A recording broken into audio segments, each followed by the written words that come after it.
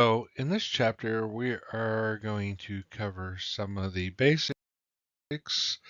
um, basic functions performed by firewalls, uh, the common firewall technologies, elements of firewall implementation and configuration. The key concepts that you'll come away with are the deployment strategies, how authentication, authorization, and accounting work with firewalls. We touched on that in the previous chapter. We'll go a little bit more in depth here. We're going to introduce and discuss the concept of reverse proxy and port forwarding. We're also going to talk about the importance of monitoring and logging, and also the firewall logs and alerts. And we'll look at some of that stuff, how it looks like in pfSense.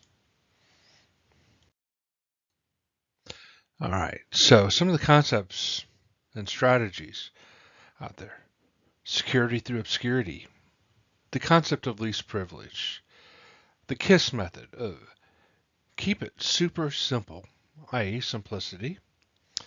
The defense in depth ideals. The diversity of defense. What choke points are. The weakest link. Fail safe. And forced universal participation. And the fallacies around that are going to be discussed. All right, so security through obscurity. Um, so what I like to describe as security through obscurity. How many of you have ever seen a hide a key? A hide a key, something you can leave by your front door. It it's basically, it looks like a rock, and you put your house key inside the rock. Okay, and anybody walking around, it looks like a big fake rock right by your door. Some of these, sometimes people will put these little painted rocks there, and they'll put a hide a key in there. This is a concept of security through obscurity. You have the key, it's in plain sight, but if you don't know what you're looking for, uh, you're just not going to be able to see it. Um, so it's gaining protection through abnormal configurations. So yeah, I remember back when I was growing up, people used to put their car key on this magnet, and they'd put it in their wheel well of their car. So that was always something that you'd see. And if they ever forgot their key or locked their keys in the car, they'd always go around to one of the fenders and reach under the wheel well and pull out their hide key. That's another way of security through obscurity there. Um,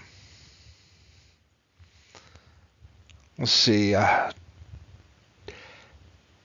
lot of places have these like toll booths or these little guard shacks, and a little gate that comes up and down, and all these cameras up. And that's another security through obscurity idea, because a lot of times these, are not manned. The little barricade arm is up and all that. So a lot of common mistakes uh, of security uh, through obscurity uh, are there is like hiding your front door key in a flower bed, uh, connecting to the internet with the system, thinking it won't be noticed by anybody, uh, keeping an encryption algorithm secret. So, as you know, most every encryption algorithm out there is published from RSA. There's white papers on it. Blockchain. There's a lot of different things where they publish their encryption algorithm.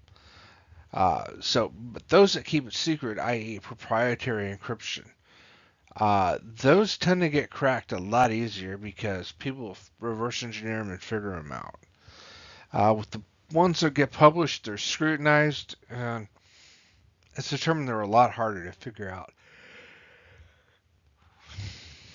Another one is changing the default service port of a network service. So, um, terminal services, remote desktop. That used to come through port 3389. Well, a lot of people go, well, I'm going to publish it on port 3390, and nobody's ever going to figure that out. Well, people do port scans of all 65,535 ports, and they do little queries, and then they can analyze it to see how and what responds to each port that they determine as open. So they get probed pretty easily, and you can kind of see what's going on with them. Oh, one of my favorites. Writing your password on a sticky note and place it under your keyboard or your mouse pad. Those are always good. Actually, last semester in one of the classrooms, uh, somebody had put their username and password on an index card, and when we got into the classroom, one of my students picked it up and goes, "Oh, look at this." And he goes, "I wonder if it works." And lo and behold, it worked. And we got into Canvas, and he could see this guy's work. And it was for a math class. And he really wasn't doing too well in that math class. But uh, it was kind of funny. So we kind of sent him a note to change his ID and password because it had uh, been exposed. So there. Uh, True security through obscurity kind of really relies on using obscure and non-standard technologies. For instance, I went to a disaster recovery remote data center in a small town in West Texas. Um, I was given cryptic directions on how to find it, and I showed up, and the place looked like an abandoned grocery store. The storefront was there. It had tumbleweeds in the parking lot. It had hurricane fencing all around it. And they told me to park, at this parking lot that was about several blocks away. So we did that, and I had to get into the facility, uh, through like a gate, but it had a buzzer on it, and there was like some security cameras there, and they buzzed me in as I walked up. Uh, it looked like an old like Food Lion or Safeway or one of those places. The windows were all, you know, looked like they were just had paper over them and stuff like that. And they slid the door open, and it looked like one of these old grocery store doors. And then I went past a second set of doors, and then uh, I walk in there, and this thing, it's totally blacked out. And there's like an elevator, and I don't know how far we went down, but I opened it up, and we're like in this cavern, and it was just the most bizarre thing. And we went to an office in there, but I mean, there was like many, many stores of all these different servers that were there. It looked like it was part of an old missile silo system.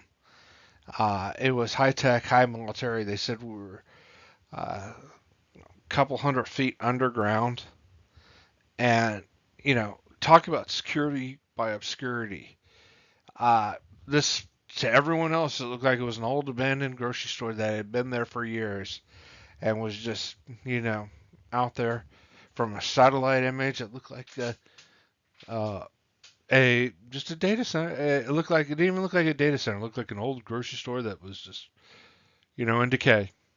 And lo and behold, this place, was, high tech and highly fortified. There was guys in there with automatic weapons and all that, so it was pretty cool looking. All right, so our next concept that we're going to talk about is least privilege, and then we're also going to touch on simplicity. So the principle of least privilege is you have the minimum level of access required to access a resource, and this should be applied to all users. So you don't want to give everybody uh, administrator privileges. If they need to read a file, they only have read access. You don't give them write access. You don't give them execute access. You don't do any of that stuff. So you give them read access on that. You give them uh, the full path. You may not even give them read access on the whole folder so they can't see the contents of other items within that folder. So we have these things where if you want to provide access to a resource behind a firewall, you can specify which users can access which, resources that are being published by the firewall or being allowed through the firewall. Everything else should be a default deny. So that's one thing there. Um, you also should employ the separation of duties. Now, I'm not saying that everyone should not have a job rotation and learn other people's jobs and roles.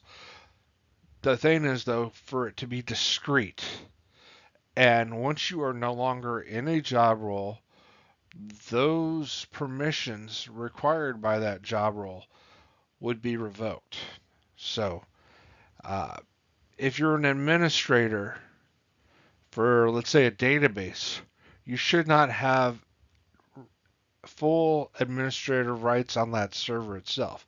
You can limit itself to only the administration of the database or that service. So these are some things that you need to keep in mind. We also want to do things simple. I always remember that KISS method. Uh, there's different ways to say it, but I like to keep this terminology because it's the cleanest, and it's keep it super simple. Uh, if things get too complex, people will look for ways to go around it.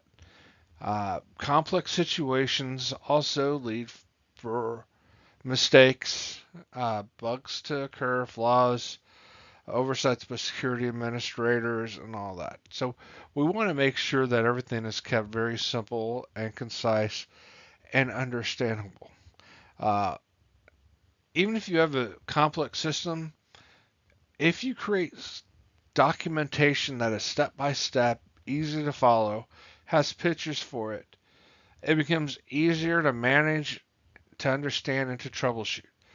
Uh, my documentation that I always write will have a screenshot of what it is and what to click on, and I break it down so it's an easy read.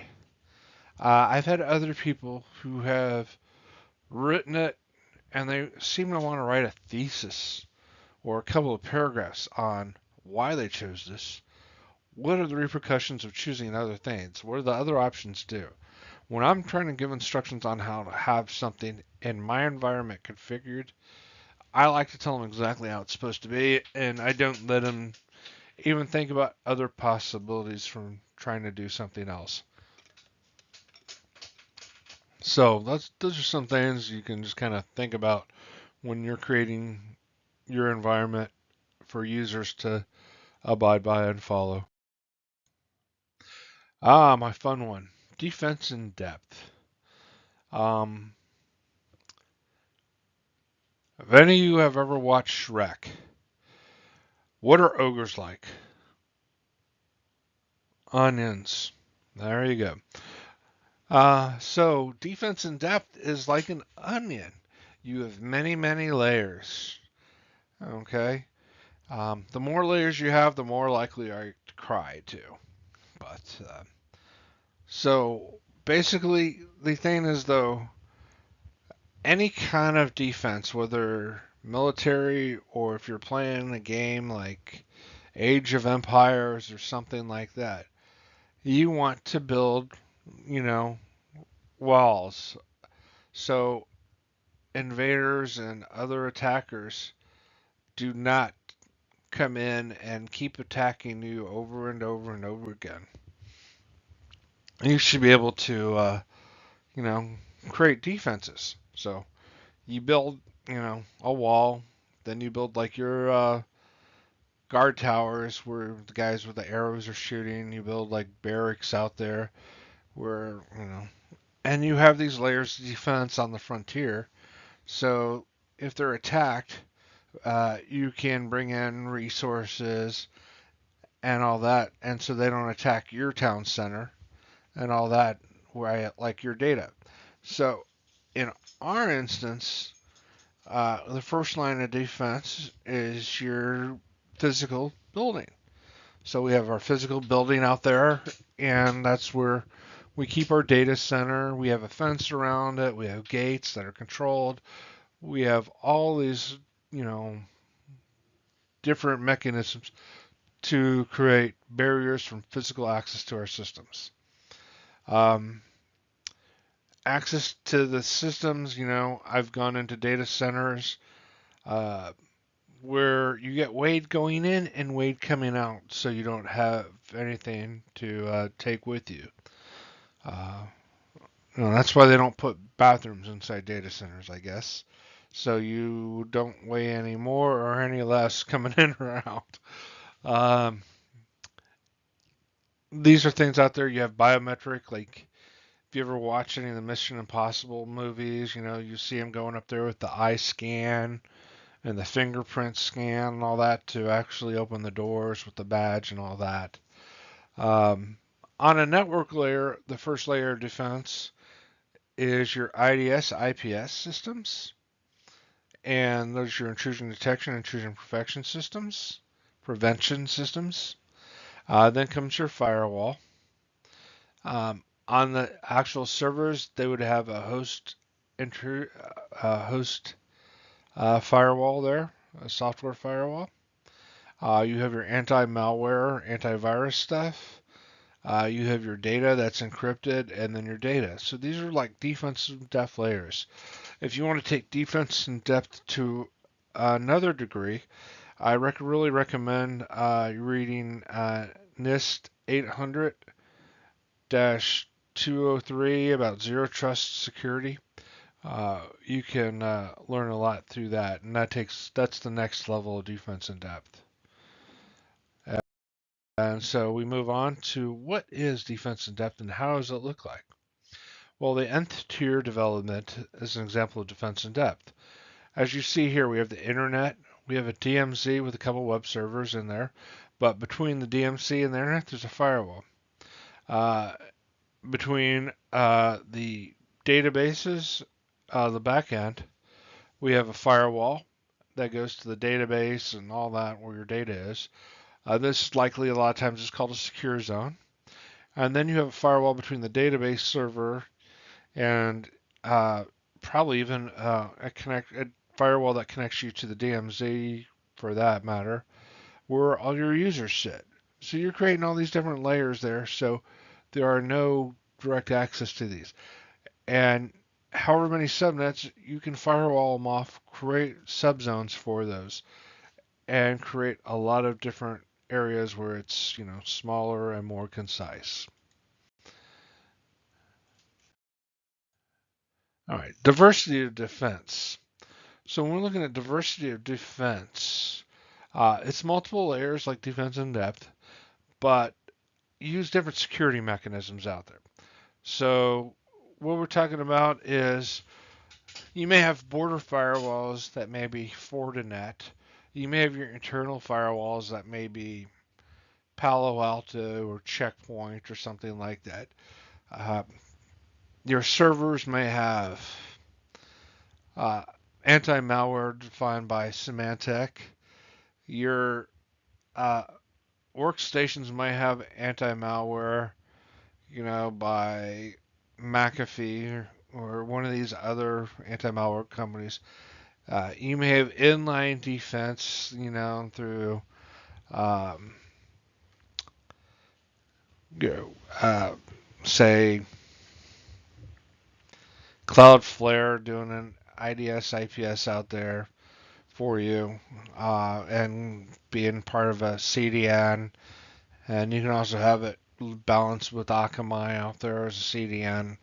So these are a number of layers. We have not one single vendor out there, but you have multiple different types of things going on, uh, and different things. Like you wouldn't only have like a Cisco IDS IPS out there. You could have just, uh, gosh, so many different types out there. It's hard to explain. But when you use a lot of different things, the diversity of defense comes into play also because it allows you to have different granular access. Each vendor can have their own unique take on that situation, and through every vendor that it's trying to go through, uh, it adds just another layer of complexity to an attack. But as long as you can keep that congruity of your systems and your publishing and all that through these systems and maintain that consistency to your users, it will be a simple system that they just don't have any visibility into and they think it's just great. So these are some things you need to look at when you're trying to create a diversity of defense.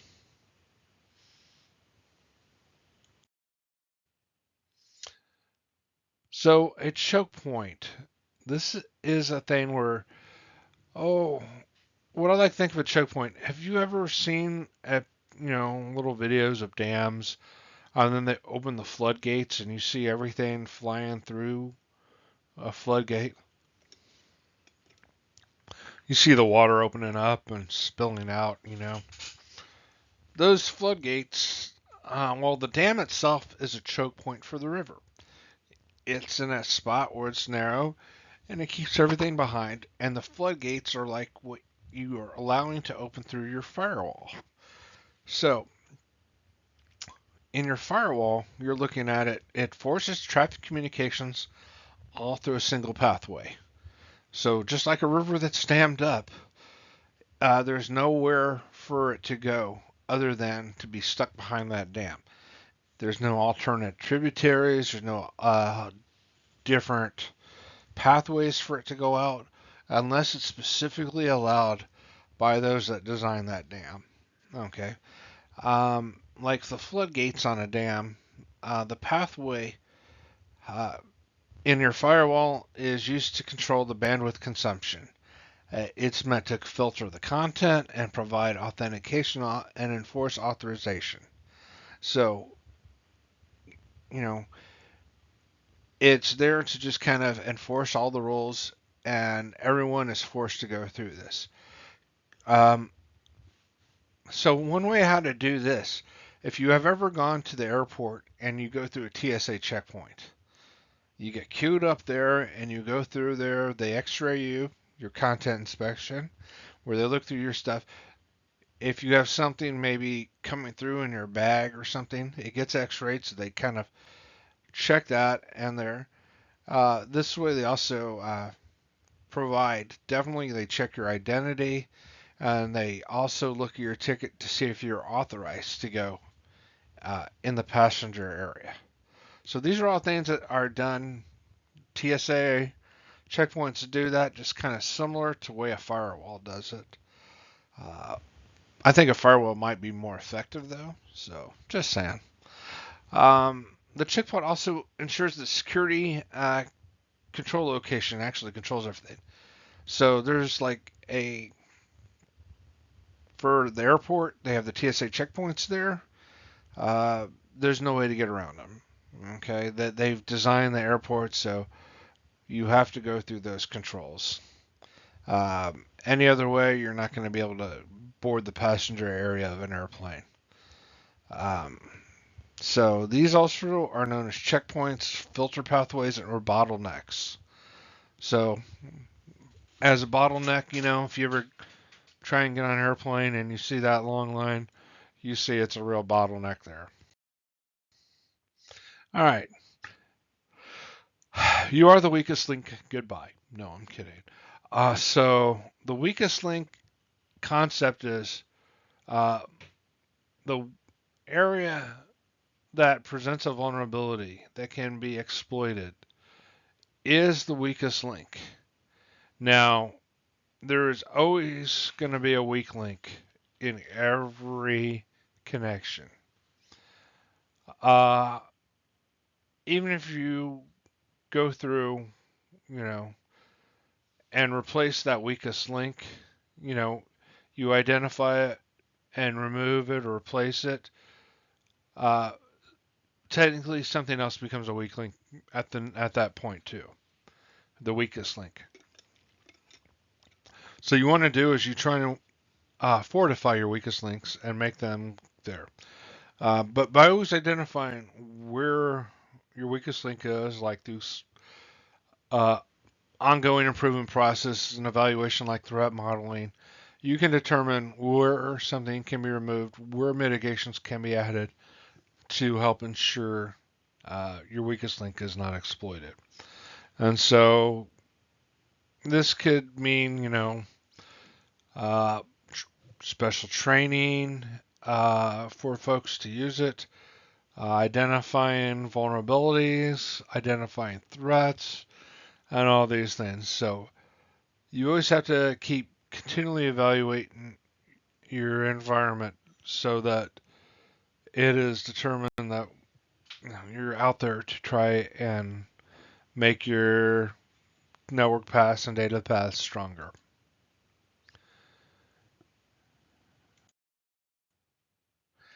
So what is a fail-safe? Well, we want to talk about the different states of failure. Uh, One is fail close, which everything gets closed down. Fail open means fails and everything is failed open. Fail secure means um, whatever we were last doing, whatever our configuration was, we'll keep doing that. And fail safe means we are breaking down um, the just what it can do to keep going on. So the design elements of firewalls and other security controls are designed to fail safe. They are not meant to open up. They're kind of like meant to just keep going on. So if like the management system and updates to your policy, they will load up and use the last known good policy. Security fails often fail into a state that supports and maintains essential network protections. Uh, they are also meant to maintain the confidentiality and integrity protections. So that's one thing you need to do. And most fail-safe solutions sacrifice availability. Uh, so you may, let's say, if a couple of nodes fail, you have one node up, uh, you're going to lose that availability there. Well, that's what that means. So next, we're going to talk about the concept of fail-safe security stance. The office goes on lockdown. All right. The office goes on lockdown. Okay. Nobody can get in, but the emergency exits will still work. So if you need to get out, nobody can get in, and the only way somebody can kind of get out is, the doors will lock. Uh, those in, so nobody from the outside can get in. But if you need to get out, you would still be able to use the emergency exit to get out because you're in a fail safe. So you're in lockdown, fire starts, you're still going to be able to get out.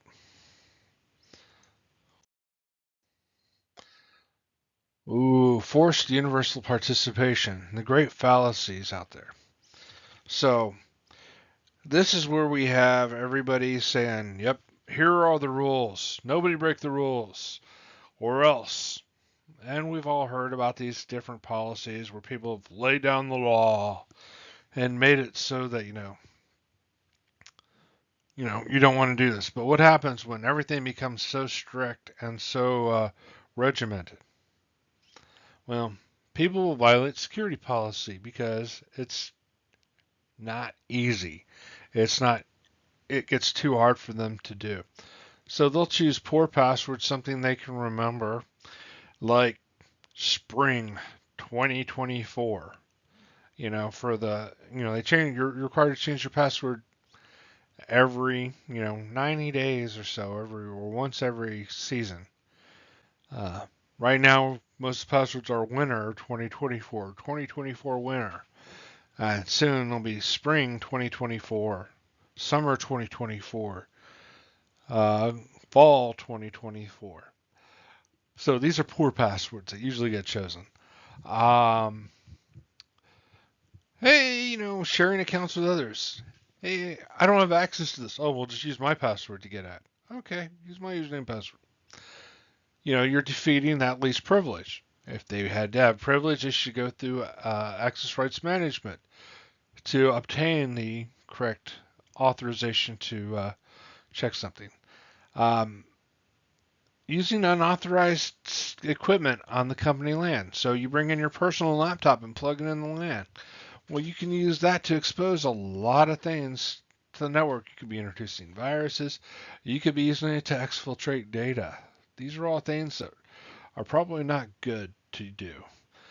Installing an unauthorized wireless access point. That's bad too. You know, allowing other people to get onto the LAN without, having the network controls in place. Uh, Unauthorized removable media, like bringing in external hard drives or USB drives and plugging those things in. Uh, Using tools, proxy bypass tools, to bypass the firewall filtering.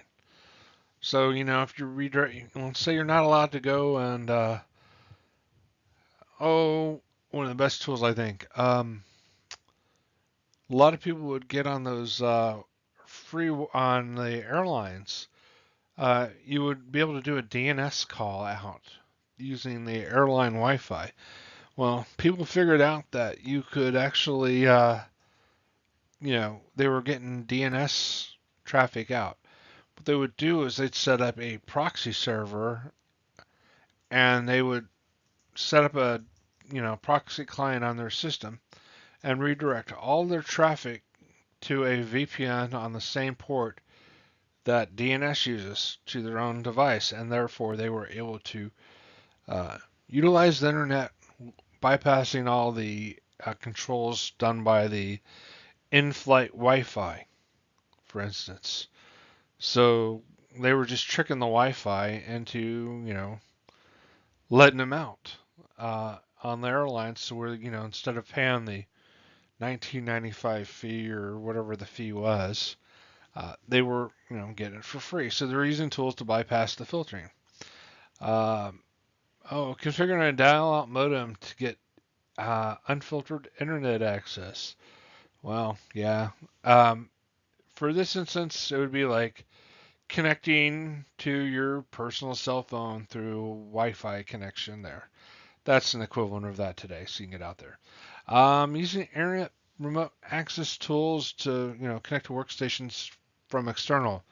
So if you put like VNC on your box and then go home and connect to your workstation from home using WinVNC or something like that.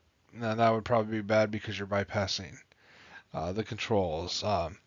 Also, installing unapproved software. Yeah, that's a big no-no because if you install something that's pirated, it could have virus.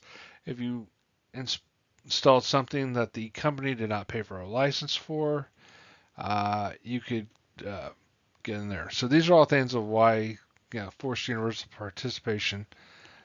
These are ways to how to violate, normal policies that do that. All right, so here we have next the authentication, authorization, and accounting functions of a firewall. So authentication means you validate who somebody is or what the account they're using to come in. So you verify the identity, and this would take place at the firewall level itself. Now, authorization is based on that authentication. Authorization, uh, then determines what you're allowed to do. And finally, we have accounting. Accounting shows, what goes on in log files. So a lot of people don't get this confused with, your, uh, credit and debit columns and all that. This is just the terminology that's used in computer science to show that we are logging, certain things, and they are usually, tracks of who did what and when and all that basic information to trace back to what they are. Um, in the old days, they used to charge for computing power. Not anymore. Most places don't do that unless you're in the cloud. And you would see, good charges for how much it is being used. All right, so here we have a firewall handing off authentication tasks. So we see that authentication part here. The firewall probably has an LDAP-S connection to an authentication server. This could be Active Directory, it could be Ping Identity, it could be Okta, it could be any of these other authentication systems there. Um, and so this could be something like they're trying to get on a Wi-Fi or anything like that. And the authentication server will either provide them the information of whether they're allowed to connect on to the network or connect, in this instance, connect through the firewall itself. So is that system, are they using the right username, you know, to get through there to access something on the internal LAN, or somebody from the internal LAN actually allowed to go to these websites or something like that? The authentication server would validate that. All right. Placement of network hardware firewalls. So the first thing you need to do is understand the structure of your network. Uh, where are there natural organizational divisions? So natural would be uh, firewalls in data centers, and that would be between, offices or between the data center and the internet and all that. Organizational divisions are like HR, finance, marketing, and you would firewall those areas off. Sometimes these can correspond to subnets, sometimes they correspond to geographical or physical locations, and these are areas that need to be, checked on. Uh, you also need to know the traffic pattern of your network. So, where is a good place? I mean, who you want to place the firewall in locations where you want to prevent people from accessing, or systems from accessing data in other areas that they should not have access to it. So you want to create a point there where uh, it is a policy enforcement point. Um, you also want to protect the internet access points. So you want to protect, ingress or egress routes to and from the internet, uh, or other networks like a partner network or a vendor network and all that. So these are things you want to try and get controlled. All right.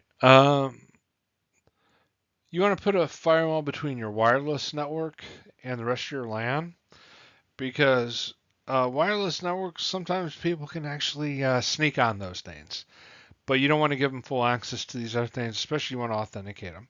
So wireless can be accessed a number of different ways.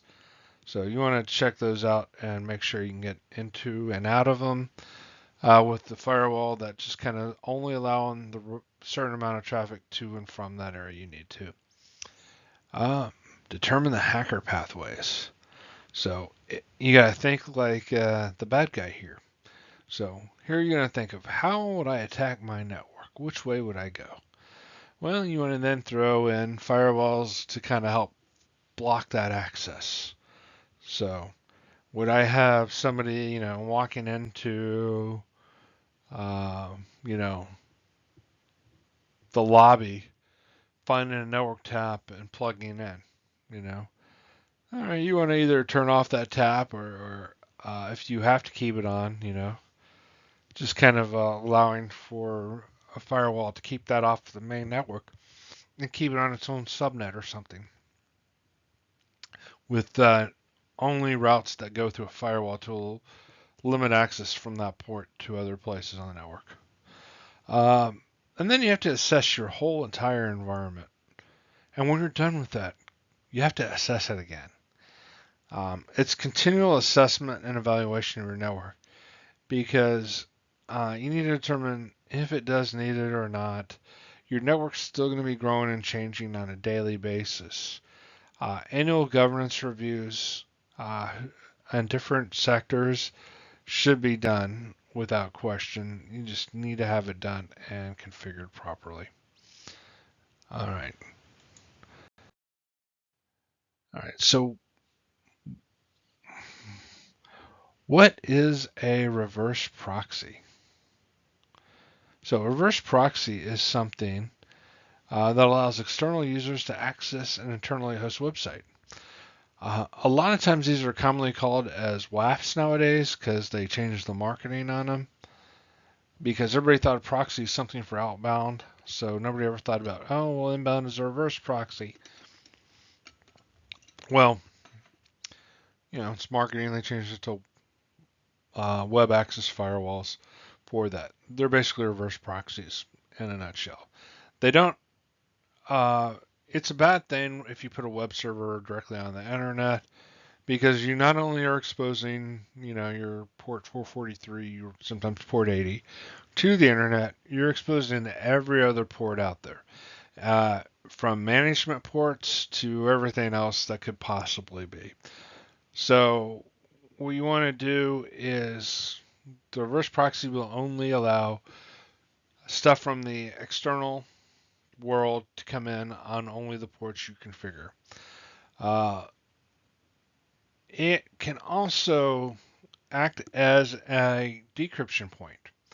So a reverse proxy can host the external connection to something. It would decrypt the traffic so it can be inspected, and then it would re-encrypt the traffic and forward it onto the web server.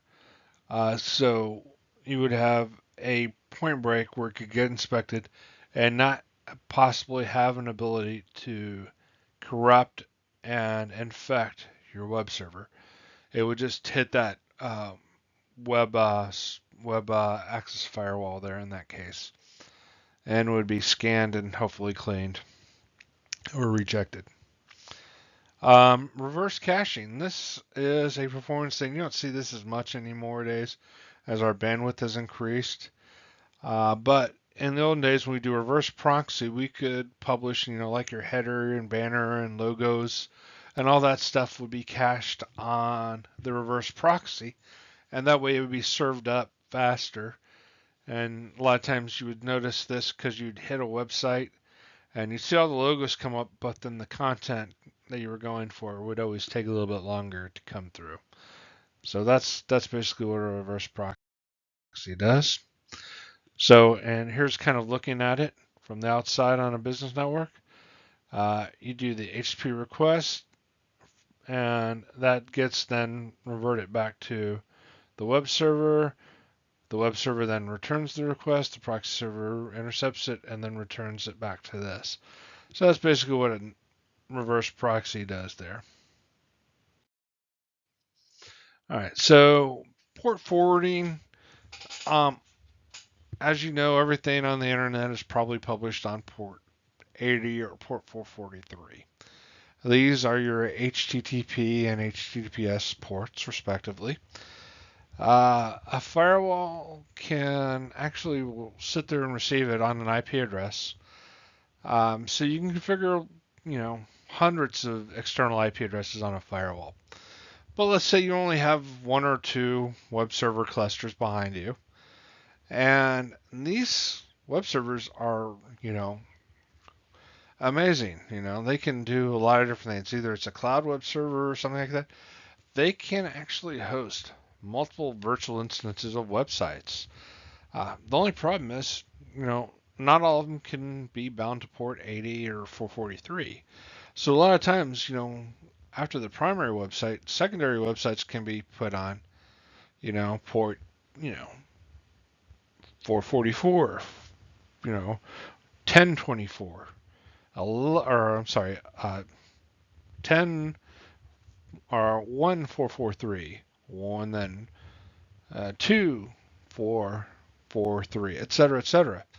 So we start adding all these different websites there.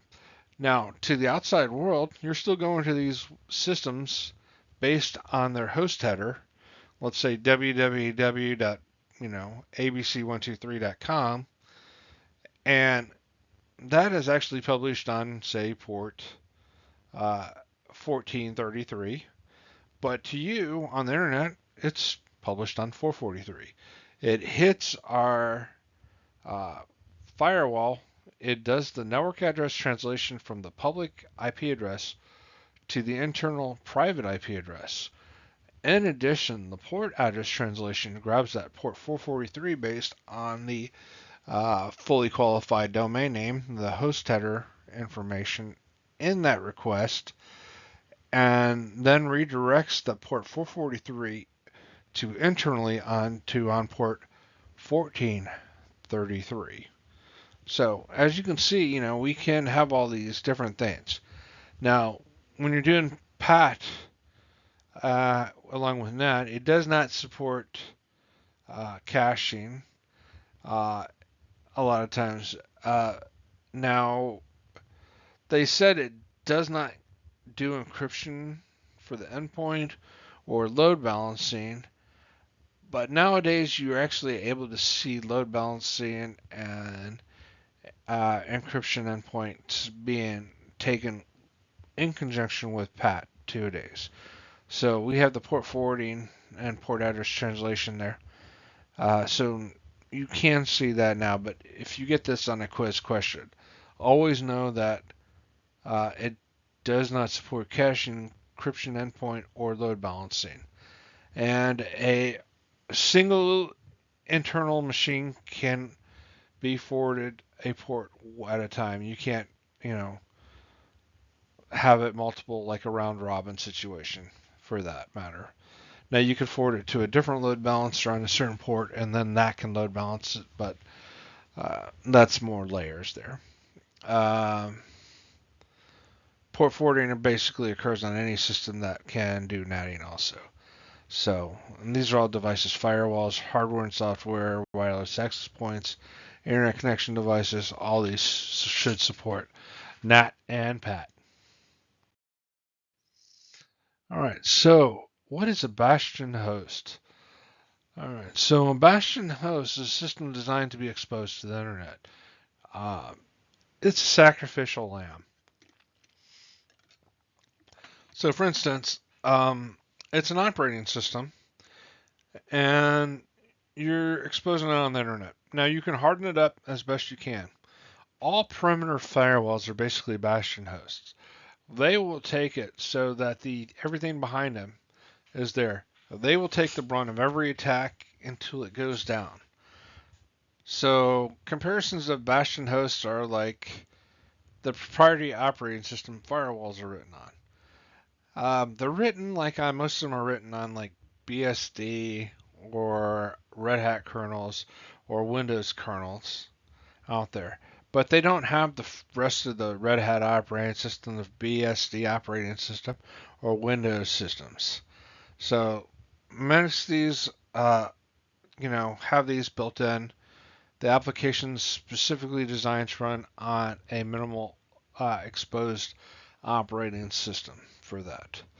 Um, Now, there are general purpose operating systems that you can install firewalls on, like software or hard or other things, and these can run on Windows, Linux, Mac OS, Unix, and for instance, your pfSense is running on a version of BSD. So you could try and run some BSD commands on it, but a lot of that has been locked down when you're doing that in your labs. And All of these can also be configured as bastion hosts, and they must be hardened and locked down. All right.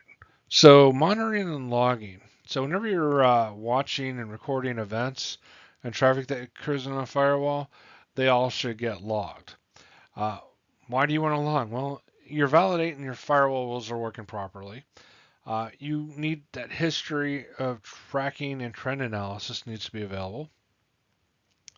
Uh, you can do reactive tracking and tracing of attacks. So, hey, we got attacked. Really, what happened? I don't know. Let's go and look at the replay logs. And you can just kind of look and kind of read through them and see what they're at. Um, what data should you log? Well, all connection rejections. So, this, we're seeing a lot of things. We're getting attacked. Uh, all traffic that successfully goes through your firewall needs to be logged. Uh, any changes to your configuration of your firewall should definitely be logged. And whoever is accessing the firewall operating system or the firewall management of the system, they need a log to show who's on there. Because if somebody messed up, you want to find out who did it, what they did, and why they did it. So we want to allow monitoring, and this allows for the alerting.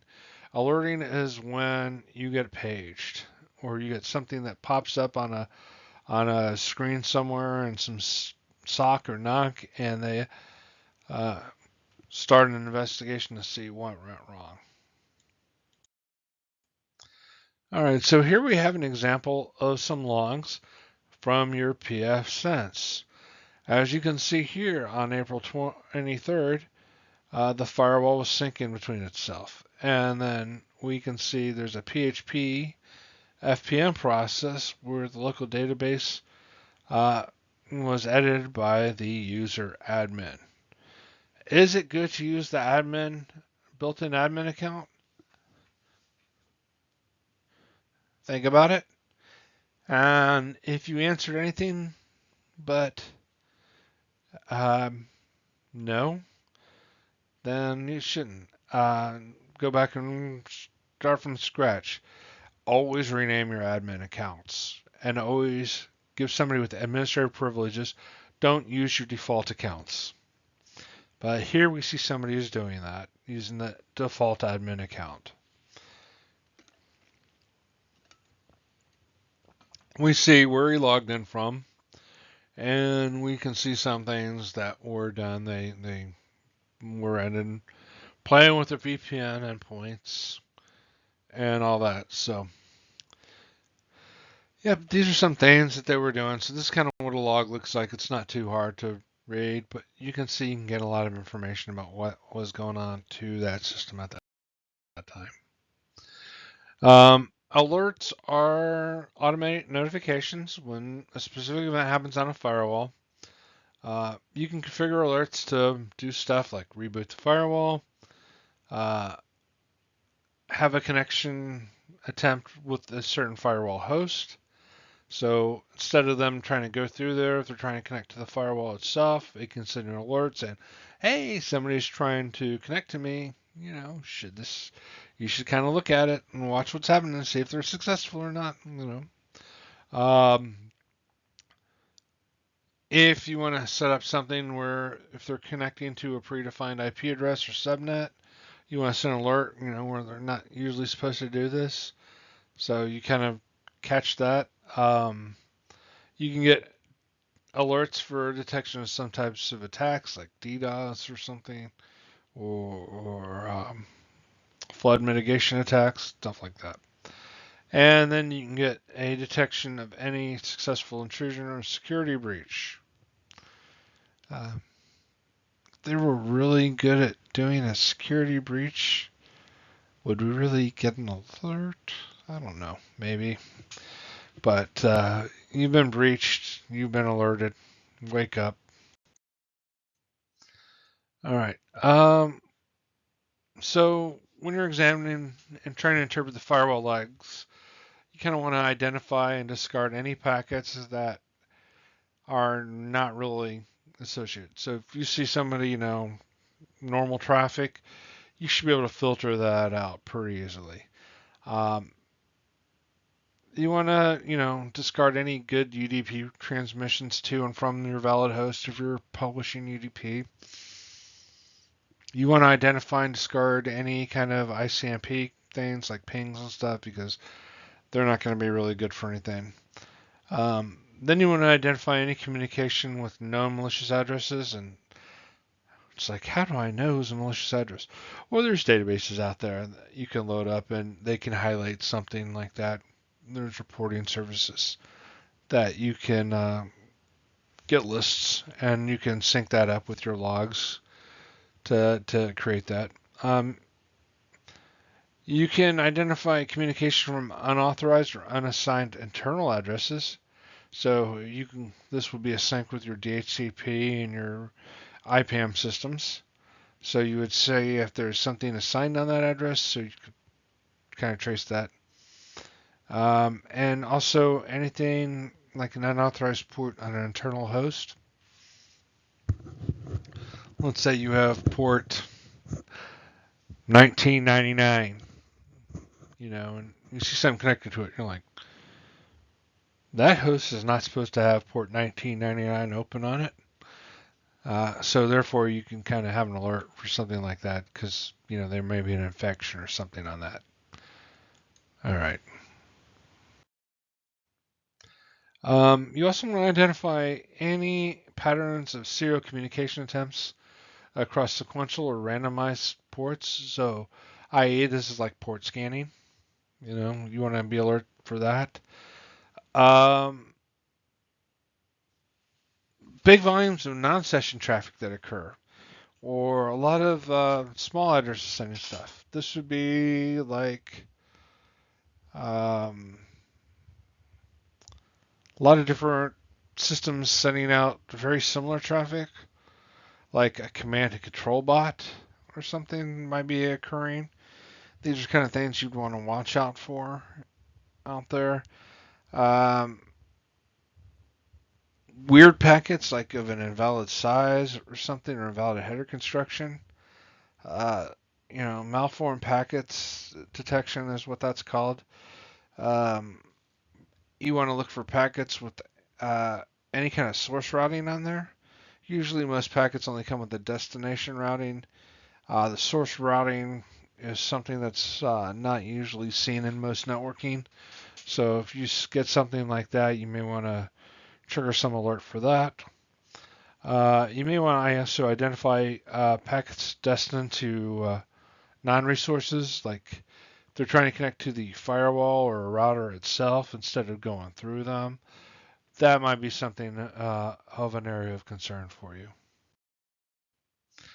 All right, so an example here we're going to look at is the Windows Defender pop-up. And as you can see, there's a pop-up that says, hey, we have a possible antivirus here. What would you like to do with this virus here?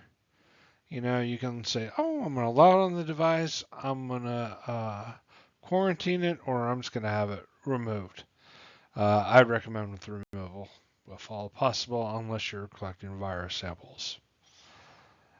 All right. Next, we're going to look at the intrusion detection and intrusion prevention systems that are sometimes built into firewalls.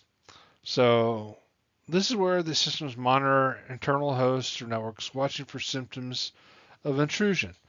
So the IDS, like I said, it detects when an attack is occurring, and I'll let you know about it. They're good to have with a firewall, but all they can do is tell the firewall to react to the threat.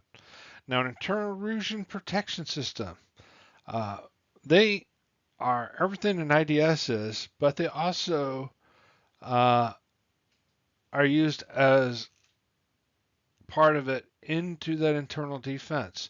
So they added themselves a layer of defense, and they can actively work to block any attack in there because the traffic is passing through there. So IDS and IPS systems, most of them are based on signature updates they get from the vendor. These come through several times a day, and they automatically are getting updated. They can also have a database based attack detection.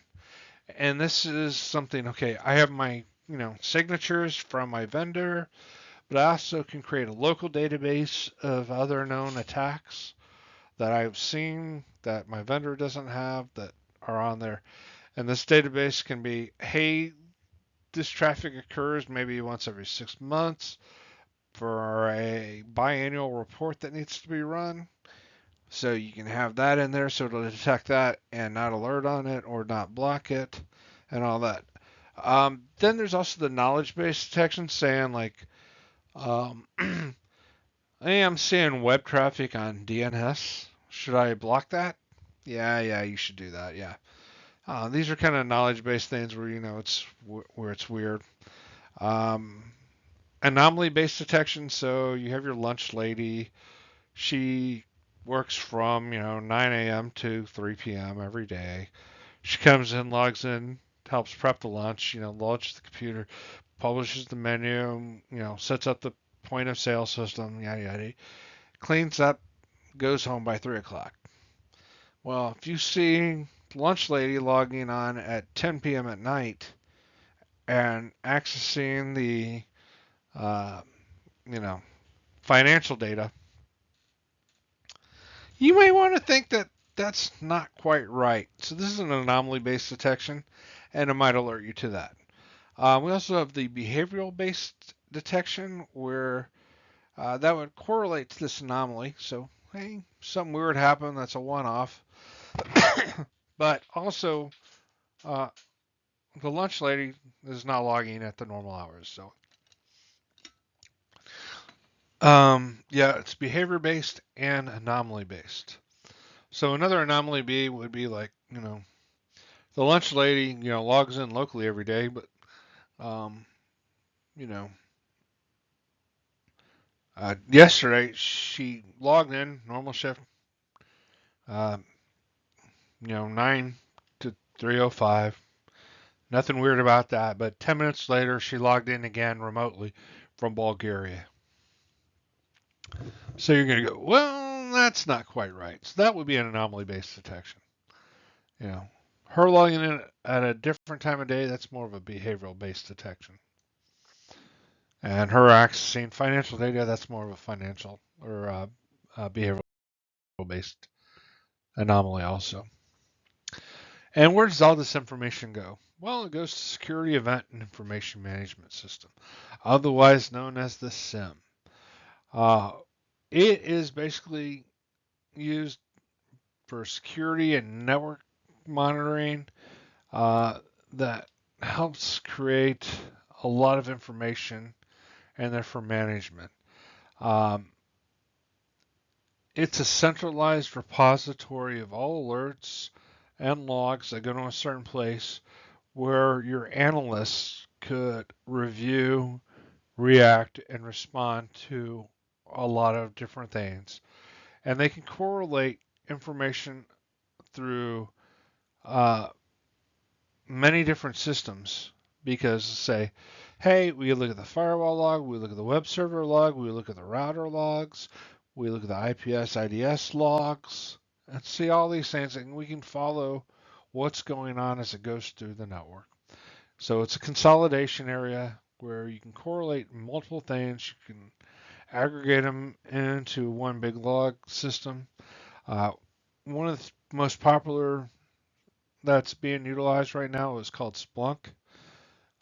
Splunk's used really a lot nowadays, and it's good to learn that one.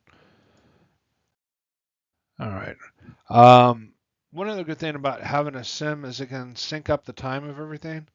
So if you have good NTP services through your network, as the system passes through many different systems, you can see exactly what time passes through there with a slight variation in there.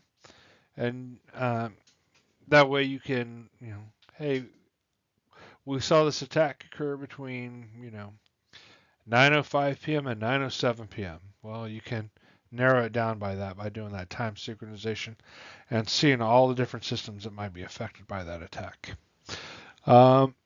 It also has that in-band management, which is it allows common protocols for all these different systems to provide information about the network sent to it.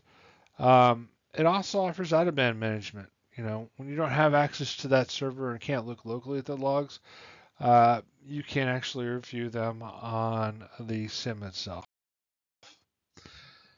So now comes the time where you're going to have to evaluate your needs and solutions in designing security. So I'm sure as you were growing up, one of your parents says you can want all you want, but we will only get you what you need. Well, okay. So business essential is the need. The nice to have is the business wanted. So these are certain things that you're going to have to look for and cover. So what do I have to have in there? What's the minimum stuff I need? And then the next layer is what's business wanted in there. And you got to go through that and say, okay, what can I afford? What can we have? What can we add on that still fits within our budget? Next comes the personal preferences.